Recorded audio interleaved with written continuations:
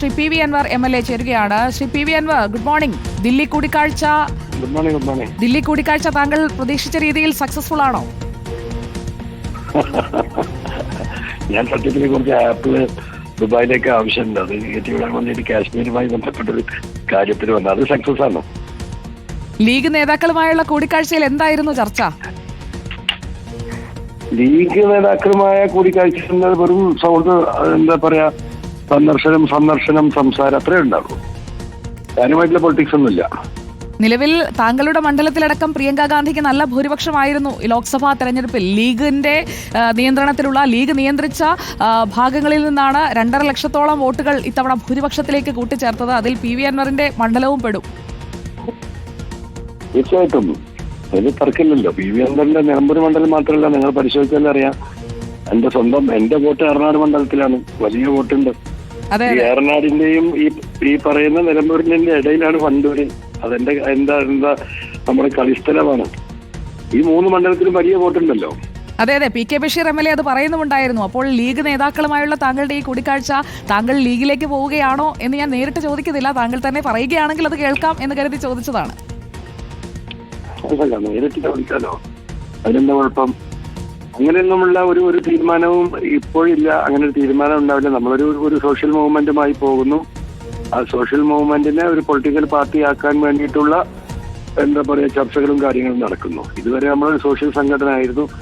അതിൽ നിന്ന് ഒരു പൊളിറ്റിക്കൽ സംഘടനയിലേക്ക് നമ്മൾ മാറുകയാണ്. അതുമായി ബന്ധപ്പെട്ട കാര്യങ്ങൾ ഡിസ്കസ് ചെയ്യുന്നുണ്ട്, കാര്യങ്ങൾ നീങ്ങുന്നുണ്ട്.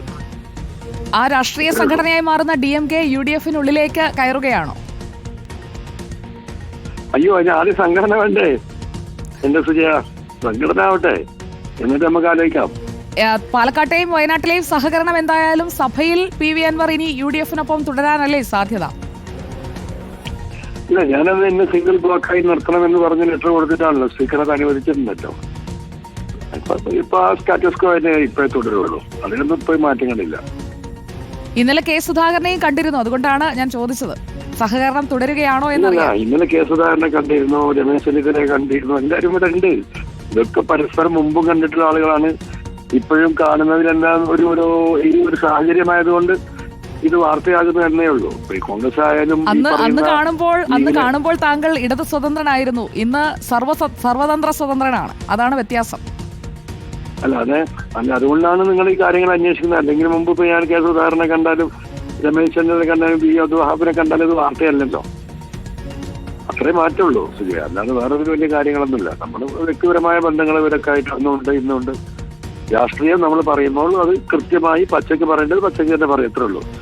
അഭിപ്രായങ്ങൾ എന്നും ഉണ്ടാവാറുണ്ട്, അഭിപ്രായം രേഖപ്പെടുത്താറുണ്ട്. അത് ഇപ്പോഴും അഭിപ്രായമുണ്ട്, അത് ശക്തമായി രേഖപ്പെടുത്തി പോകുന്നു. ഇപ്പൊ CPM നടക്കുന്ന കാര്യങ്ങൾ ഞാൻ പറഞ്ഞുകൊണ്ടിരിക്കുന്ന കാര്യങ്ങളാണല്ലോ. ഇപ്പോ M സ്വരാജ് അടക്കമുള്ള ആളുകൾക്ക് പാർട്ടിയുടെ യോഗത്തിൽ നിന്ന് എറണാകുളത്ത് നിന്ന് ഇറങ്ങി ഓടേണ്ടി വന്നു എന്നാണ് വാർത്ത കാണുന്നത്. അത് ശരിയാണെങ്കിൽ അത് എത്രമാത്രം സീരിയസ് ആണെന്ന് നിങ്ങൾ ആലോചിച്ച് നോക്കൂ. ഞാൻ പറഞ്ഞുകൊണ്ടേയിരിക്കുന്ന കാര്യം ഇതാണ്. CPM സാധാരണക്കാരായ പ്രവർത്തകരുടെ വികാരമാണ് ഈ പ്രതിഫലിക്കുന്നത്. ആ വികാരത്തിന് വേണ്ടിയിട്ടാണ് ഞാൻ സംസാരിച്ചത്. ആ വികാരം ഈ ഗവൺമെന്റ് ഇവിടുത്തെ ജനങ്ങൾക്കെതിരാണ്. ഉദ്യോഗസ്ഥർ, പ്രത്യേകിച്ച് പോലീസ്, പൊതുപ്രവർത്തകർക്ക് ഒരു കാര്യത്തിലും ഇടപെടാൻ സാധിക്കുന്നില്ല, പൊതുപ്രവർത്തനം നടത്താൻ സാധിക്കുന്നില്ല. പാർട്ടി സെക്രട്ടറിമാർ തലയിൽ മുണ്ടിട്ട് നടക്കുകയാണ്. അതായിരുന്നല്ലേ പറഞ്ഞത്. അതിന്റെ പ്രതിഫലനമല്ലേ ഇപ്പൊ ഈ കണ്ടുകൊണ്ടിരിക്കുന്നത്. ഇപ്പൊ കരുനാഗപ്പള്ളിയിൽ ഇറങ്ങി സംസാരിച്ച സ്ത്രീകൾ അവർ പറഞ്ഞത് നിങ്ങൾ കേട്ടതാണല്ലോ. അതെ, പി വി അൻവർ ഇതിനെല്ലാം ഒരു തിരികൊളുത്തിയിട്ടതിന് ശേഷം ദില്ലിയിൽ പോയി ലീഗ് നേതാക്കളെയും കാണുന്നു. ശരിക്കും താങ്കൾ എന്താണ് ഉദ്ദേശിക്കുന്നത്? അല്ലല്ല, ഞാൻ പറയട്ടെ. ഞാൻ ലീഗ് നേതാക്കളെ കാണുന്നു എന്നതല്ലെന്നോ അതിന്റെ പ്രസക്തി. ഞാൻ പറഞ്ഞ രാഷ്ട്രീയം CPM അകത്ത് നടക്കുന്നു എന്നതാണ് കാലിക പ്രസക്തി. ഇപ്പോ CPM വിട്ട് എങ്ങോട്ടേക്കാണ് ഇവര് പോകുന്നത്? BJP-യിലേക്കല്ലേ? വല്ല വിഷമുണ്ടോ? പോകുന്നവർ പോകട്ടെ എന്ന നിലപാട്. പിണറായിസത്തെ അനുകൂലിക്കാത്ത ഒരുത്തനും ഇവിടെ വേണ്ട. അതിനനുകൂലിക്കുന്നവർ മതി പാർട്ടിയിൽ. നിങ്ങൾ ഒരു അഭിപ്രായം പറയേണ്ടതില്ല. ഞങ്ങൾ പറയുന്ന അഭിപ്രായം നിങ്ങൾ കേട്ടാൽ മതി. ഇത് കമ്മ്യൂണിസ്റ്റ് പാർട്ടിയിലുണ്ടായിരുന്നോ? താഴേക്കരയിൽ നിന്ന് ചർച്ച ചെയ്ത് ഉരുത്തിരിഞ്ഞു വരുന്ന കാര്യങ്ങൾ അത് ലോക്കൽ കമ്മിറ്റി, ബ്രാഞ്ചിൽ നിന്ന് ലോക്കൽ കമ്മിറ്റിയിലേക്ക്, അവിടെ നിന്ന് AC-യിലേക്ക്, അവിടുന്ന് ജില്ലാ കമ്മിറ്റിയിലേക്ക്, അത് കഴിഞ്ഞ് സ്റ്റേറ്റ് കമ്മിറ്റി, പോളിറ്റ് ബ്യൂറോ. ആ പോളിറ്റ് ബ്യൂറോ ഈ താഴേക്കരയിൽ നടന്ന ഈ ചർച്ചയാണ് അതിനെ അടിസ്ഥാനപരമായിട്ടുള്ള വിഷയമായി ഏറ്റെടുക്കാറ്. ആ ചർച്ച നടന്നോ? ഇപ്പൊ കഴിഞ്ഞ 3-4 മാസമായല്ലോ സമ്മേളനം നടക്കുന്നത്. ഒരു സ്ഥലത്ത് കമ്മ്യൂണിസ്റ്റുകാരുടെ ഈ നാടിന് വേണ്ടിയിട്ട് അല്ലെങ്കിൽ പാർട്ടിക്ക് വേണ്ടി വാ തുറക്കാൻ ഒരു സഖാവിനെ വരെ അനുവദിച്ചിട്ടുണ്ട്? ഇല്ലല്ലോ. അവര് എഴുതി തയ്യാറാക്കിയ റിപ്പോർട്ടുമായി പോവുക, അതിനനുസരിച്ച് പറയുക, അതിനനുസരിച്ച് കമ്മിറ്റി ഉണ്ടാക്കുക.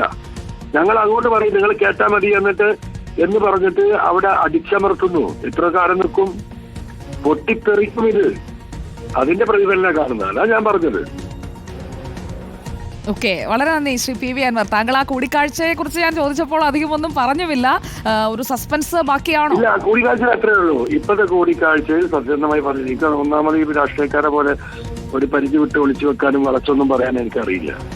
ഇപ്പൊ കണ്ട കൂടിക്കാഴ്ചയിൽ കാര്യമായിട്ട് വേറൊന്നുമില്ല. ഈ എന്താ പറയാ, ജനറൽ ആയിട്ടുള്ള പൊളിറ്റിക്സ് സംസാരിച്ച് ഞങ്ങൾ ചായ കുടിച്ച് പിരിഞ്ഞ് അത്രേ ഉള്ളൂ. ഓക്കെ, വളരെ നന്ദി ശ്രീ പി വി അൻവർ പ്രതികരിച്ചത്. Thank you.